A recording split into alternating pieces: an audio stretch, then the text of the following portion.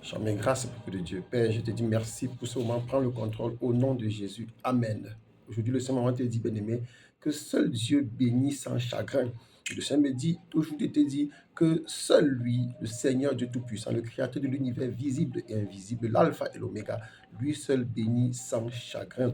Oui, bien-aimé, dans la vie de tous les jours, on ne cesse de voir des gens qui émergent, des gens qui grandissent, mais qui ne peuvent pas parler, qui vivent bien, qui construisent des maisons, qui bâtissent des immeubles, mais qui ne peuvent pas parler. Pourquoi? Parce qu'ils ne sont pas libres. Ils ne peuvent pas ouvrir la bouche et parler et dire des choses comme toi et moi, parce que le joug qu'ils ont porté, c'est le joug du malin. Le joug du malin, c'est un joug qui t'enferme, un joug d'emprisonnement. Dans le livre de Proverbes chapitre 10, verset 22, le Seigneur dit clairement que seule la bénédiction du Seigneur enrichit et il ne la fait suivre d'aucun chagrin. Donc, toi qui m'écoutes aujourd'hui, il faut que tu saches que la bénédiction du Seigneur est la seule qui n'est pas suivie de chagrin. Or, le joug du malin est suivi de beaucoup de chagrin. On voit aujourd'hui beaucoup de grands artistes, beaucoup de grands médecins, beaucoup de grands docteurs, beaucoup de grands commerçants, beaucoup de grands dans quelque chose là dehors dans le monde qui malheureusement, qui montrent parfois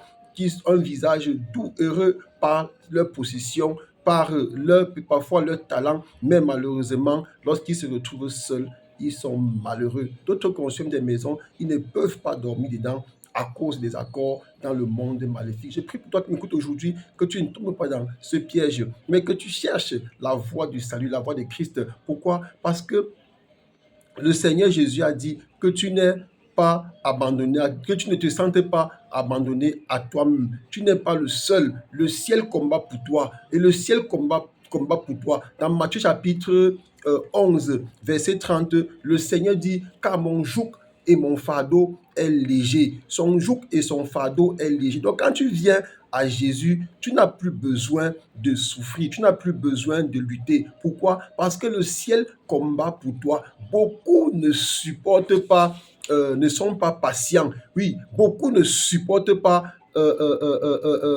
devant Dieu. Il y a beaucoup d'enfants de Dieu, beaucoup même quand on dit pas, certains qui sont, on va dire des grands, des groupes, des pasteurs qui sont élevés dans les réseaux sociaux, ils ont des grandes églises, mais beaucoup ne prient pas. Pourquoi? Parce que beaucoup ont choisi la voie de la facilité, aller signer des pactes avec les sirènes des eaux, dans les cimetières, aller dans les morgues, ils ont besoin de coucher avec les cadavres, prendre l'eau des cadavres pour verser sur leur autel pour que les démons avec lesquels ils sont liés viennent leur faire des révélations pendant le culte, de livrer des prophéties sur les enfants et ils sont contents. Tu vas entendre prophétage, tu vois, ils lancent le pied gauche, les gens tombent sans comprendre que la puissance que le démon a mis, c'est sur le pied gauche. Ils balancent la main, tu vois, les gens tombent sans comprendre que c'est sur la main là que le démon a travaillé pour cette puissance là. Je prie pour toi qui m'écoutes aujourd'hui, quel qu'en soit ce que tu es, que tu cherches le joug du Seigneur Jésus, parce que son joug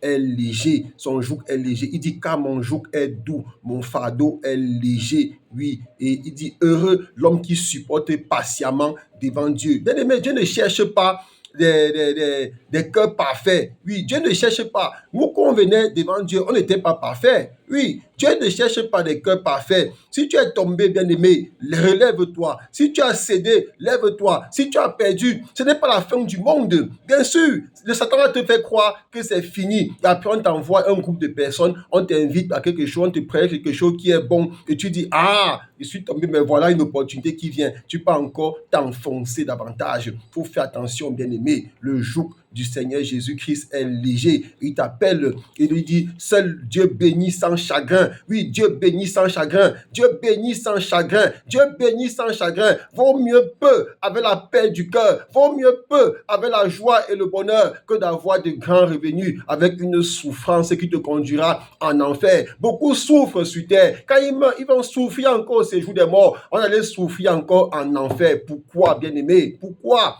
Je t'invite aujourd'hui à accepter le joug du Seigneur Jésus qui est léger. Et pour finir le livre de Galates 5, verset 1, il dit, c'est pour la liberté que Christ nous a affranchis. Oui, il nous a affranchis pour la liberté, pas pour qu'on a encore souffert sur le joug du méchant, comme beaucoup parmi nous sont en train de souffrir. Ah, je suis un grand docteur, j'ai tel diplôme, je suis ceci, je suis un grand enseignant, mais ils souffrent. Parfois, le derrière est déchiré. Je suis un grand ministre, je suis un grand directeur. Mais il faut encore qu'il a livré sa partie, ces parties par lesquelles sortent les déchets. Il va livrer ça à un pseudo-gourou qui ne sait que lui faire cela. Et il souffre. Sa famille est contente. On est heureux autour de lui. Mais il vit une souffrance infernale. Je prie pour toi qui m'écoutes aujourd'hui que si tu es en train de vivre cela, que tu abandonnes, que tu confesses tes péchés, recommence à zéro. Tu ne perds rien à recommencer. Recommence à zéro et puis le Seigneur Jésus te bénira. Soyez bénis. Amen.